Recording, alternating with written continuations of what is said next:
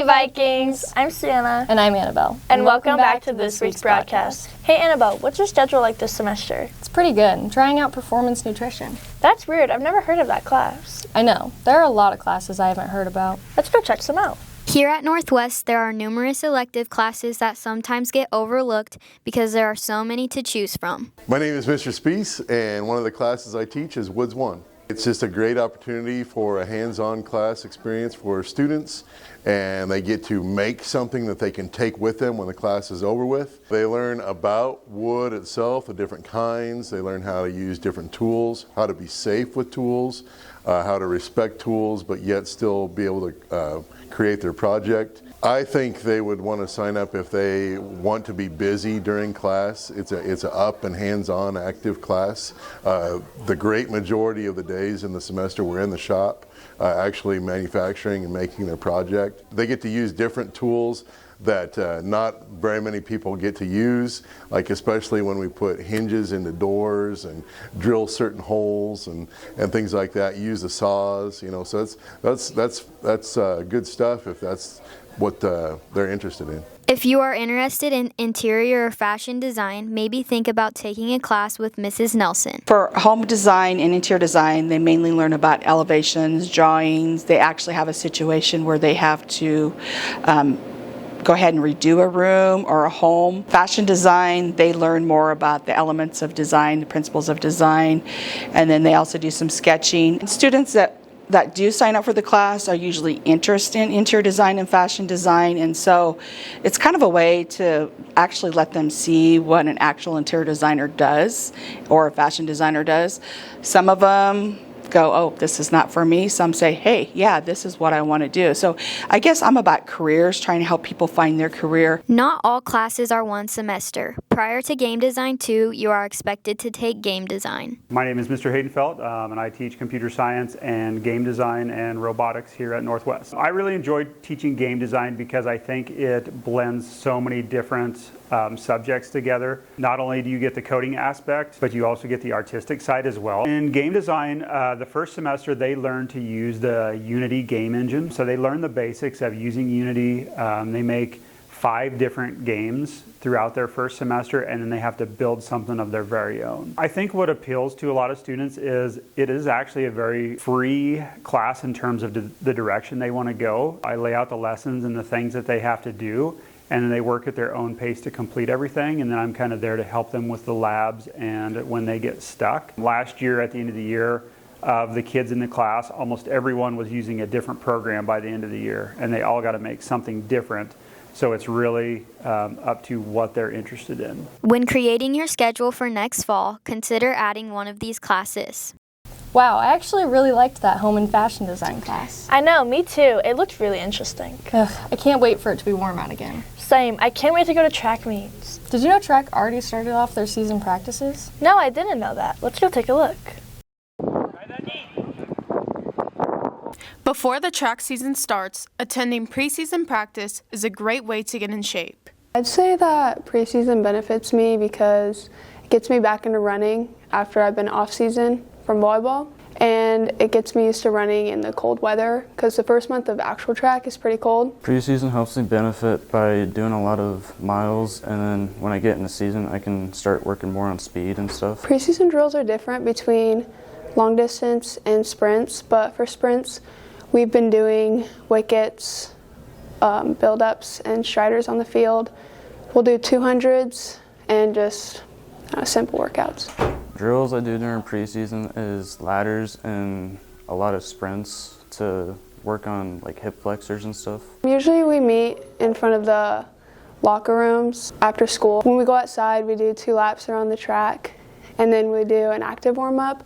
We do stretches and skips and like little sprints, and then sprinters and long distance will go different ways. Normal preseason practice looks like a warm-up, stretching, and then we'll get into our workout. Every day looks a little different because coaches put in a lot of thought about how to best prepare their athletes. I do high jump, and that's my main event. The last 2 years, my freshman, sophomore year, I've been doing the 4x4, the 400 and 200, but this year I mostly plan on just doing high jump. Events I'm hoping to compete in are the 800 and the 4x8 and the mile. I'd say my favorite part is being with friends at meets and when the weather is good. And I really like the team aspect. It doesn't really matter if you're a girl or a boy, everyone supports each other, cheers each other on, and getting a new PR is pretty good. My favorite part about track is meeting people from different teams and talking to people on my team and doing my events. Track is a great way to stay in shape while also being a part of a competitive environment and spending time with friends. The challenging part about track is doing an event and then having to recover and then get ready to do another event. I would say the most challenging part about track would be some of the workouts, but then also some of the weather conditions that we have to run and compete in. When it's cold and windy at some meets, we still have to compete and practice. I'd also say the mental aspect. Even if you're a runner, thrower, or jumper, you always can get into your head. Official track season starts in early March. We wish them a great season. Good luck to the track kids this upcoming season. Did you see Fritsche walking around the halls today holding the paper? Oh yeah, I brought their drug testing today. Let's go talk to Fritsche about how drug testing works. Students that participate in an activity are subject to random drug tests throughout the year. Drug testing was actually in place prior to me getting here. I do it specifically because it is part of our board policies and one of the roles that I'm expected to do. Honestly, though, the rationale behind doing it is to give students an out if they're presented with an opportunity to do something that maybe they shouldn't be doing at the time. I've been drug tested 3 times, and Fritsche just comes to get you, and then you have to fill out your information. You have to urinate in a cup, and then you have to give it to the nurse, and then she, takes it for a sample. Hola, Mrs. Burr. Have I tested you guys before? Yeah. Yeah, so everybody knows the drill? Yep. Cool beans, gracias much. You can head on down to the nurse office, check in. I set up the dates with our coordinator, with the nurse, and then the company sends me the names the night before. I don't even know the names until the night before a drug test, and then I find their class schedules, and I just pick kids from class from there. We contract with a company out of Tennessee called SportsSafe.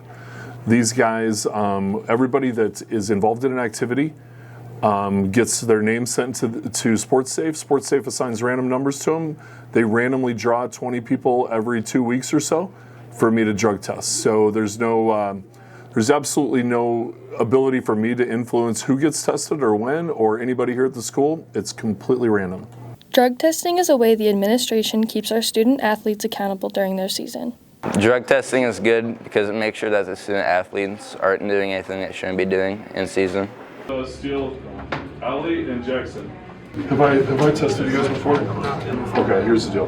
We're not doing it to try to catch people, all right? Okay. We're doing it to give you an out if you get presented with an opportunity to do something you probably shouldn't do. My role is super easy. I just kind of facilitate it. I just pick kids up from class, take them to a nurse that does the private process, and then actually, weirdly enough, the company contacts the parents. I don't contact the parents first, and then the kid and I sit down and have a meeting after a positive test, which, thank goodness, isn't happening very often right now, knock on wood. We hope to continue seeing positive outcomes during drug testing this year. Wow, a lot goes on in drug testing I didn't know about. I know, I've learned a lot from this broadcast. Ugh, my brain is exhausted now. Well, now it's time to relax and watch Viking in the Village. My name is Riley, and Tyler's no longer with us. And welcome back to this week's Viking in the Village. Today, I'm walking around and asking people to do some tongue twisters. Hey. Hi, Addie Heyman. It's your birthday today. How are you feeling? Pretty good. Good. Alrighty. I have tongue twisters for you today. I got 4 levels. Easy, medium, hard, and impossible. What do you want to start at? Hard. Yeah. I'm scared. Oh, wait. Okay. It goes fast. I saw the sheet that I'm sorry. You can go a little slow if you need to. I slit the sheet I slit, and on this slitted sheet I set. That was good. Luke's duck likes lakes. Luke's likes licks lakes. Luke's ducks licks lakes. Ducks takes licks and lakes. Luke lick lakes. Well, sir, I'm going to start you off with the medium. Go ahead and read it off. How many yaks could a yak pack if a yak pack could pack yak? It's the impossible question. Luke Lux licks lakes. Luke lakes duck licks lakes. Duck takes licks in lakes. Luke luck likes. We're gonna give you this one. How many yaks could a yak pack if a yak pack could pack yak? That's a pretty medium, huh? You want to try that again, like a little faster? Sure. How many yaks could a yak pack if a yak pack could pack yak? Good job. Okay. Luke's duck likes lakes. Luke Lux licks lakes. Luke's duck licks lakes. Duck takes licks in lakes. Luke luck likes. So today we're doing tongue twisters. There's 4 levels: easy, medium, hard, and impossible. Where do you want to start? Medium. Medium. So pretty medium one for you. I'm gonna have you read that. You can't just like read it with your eyes. How many yaks could a yak pack if a yak pack could pack yak? All right, that was good. Now can you go faster? How many yaks could a yak pack if a yak pack could pack yak? There you go. That was a good one. Give me a hard one. Hard one. I'll look like an idiot. There you go. There's a hard one. Now this one is short, so you got to say it fast. Top chopstick shop stock chop. I can't do that. This is the impossible one, so it's a long one. Here we go. Luke's duck likes lakes. Luke's Lux licks lakes. Licks ducks licks lakes. Ducks takes licks. I can't do that.